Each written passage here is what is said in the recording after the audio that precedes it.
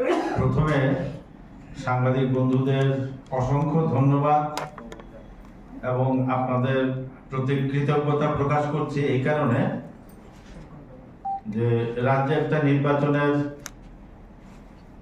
পরিবেশ চলছে। আজকে ধর্মনগর বিধানসভা কেন্দ্রের উপনির্বাচন সম্পন্ন হয়েছে। আগামী 12 তারিখ এডিসির নির্বাচন হবে। আপনাদের মাধ্যমে প্রথমেই ধর্মনগর উপনির্বাচনে, বিধানসভার উপনির্বাচনে ধর্মনগরের প্রত্যেক ভোটার এবং প্রত্যেক ধর্মনগরবাসীকে অভিনন্দন জানাচ্ছি, শুভেচ্ছা জানাচ্ছি যে একটা সুন্দর এবং সুস্থ পরিবেশের মধ্য দিয়ে ধর্মনগরের উপনির্বাচন অনুষ্ঠিত হয়েছে। সেই সঙ্গে নির্বাচন কমিশনকে, রাজ্য নির্বাচন কমিশনকে অভিনন্দন জ্ঞাপন করছি পার্টির তরফ থেকে যে অত্যন্ত সুন্দরভাবে এই নির্বাচনী কর্মকাণ্ডকে, আজকের যে ভোটদান পর্ব সেটাকে সম্পন্ন করার জন্য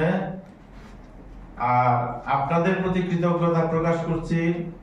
আপনারা ধর্মনগর বিধানসভার উপনির্বাচন এবং রাজ্যের যে সামনে এডিসি নির্বাচন, এই সম্পূর্ণ ব্যাপারটাকেই আপনারা যেভাবে প্রিন্ট মিডিয়া এবং ইলেকট্রনিক মিডিয়া যেভাবে সারা রাজ্যের মানুষের সামনে বাস্তব পরিস্থিতি তুলে ধরছেন, গণতান্ত্রিক ব্যবস্থাপনা সম্পর্কে মানুষকে সচেতন করা, মানুষের অধিকার সম্পর্কে মানুষকে সচেতন করা এবং যে সুষ্ঠু গণতান্ত্রিক পদ্ধতিতে যে নির্বাচনী কর্মকাণ্ড চলছে সেগুলো তুলে ধরছেন, তার জন্য আপনাদেরকে ধন্যবাদ জানাই। ধর্মনগর বিধানসভা কেন্দ্রের উপনির্বাচনে আমাদের কাছে এখন পর্যন্ত যতটুকু খবর আছে সম্পূর্ণ শান্তিপূর্ণভাবে নির্বাচন হয়েছে এবং সেই নির্বাচনে আমার কাছে যতটুকু খবর আছে 79.99% ভোট কাস্টিং হয়েছে। এটা আমার মনে হয় অত্যন্ত ভালো লক্ষণ। বেশি সংখ্যক ভোটার যখন ভোটদানে অংশগ্রহণ করেন তখন গণতান্ত্রিক ভোটারদের মধ্যে গণতান্ত্রিক যে চেতনা, সেই চেতনার বহিঃপ্রকাশ ঘটে। এটা অত্যন্ত ভালো লক্ষণ। আমরা আশা করব যে ধর্মনগর উপনির্বাচনের যে ফলাফল, সেই ফলাফল আমাদের পক্ষে যাবে, ভারতীয় জনতা পার্টির পক্ষে যাবে। ভারতীয় জনতা পার্টির প্রার্থী শ্রী জহর চক্রবর্তী দীর্ঘদিনের ভারতীয় জনতা পার্টির কার্যকর্তা, অত্যন্ত ভদ্র এবং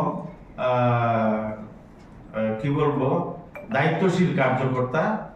এবং একটা জিনিস আমি লক্ষ্য করেছি, আমি ধর্মনগরে ছিলাম নির্বাচনী কাজে, যে সাধারণ মানুষের স্বতঃস্ফূর্ততা ওনার পক্ষে যেভাবে প্রকাশ পেয়েছে, তাতে করে আমার মনে হয় যে কংগ্রেস এবং সিপিএম এর যে প্রার্থী আছে তাদের জামানত জব্দ হবে, এটা বলা যায়। কারণ ভোটারদের মানসিকতা, সেই ধর্মনগরবাসীর মানসিকতা সেটাই প্রমাণ করে এবং আমি নিজে সেটা প্রত্যক্ষ করেছি।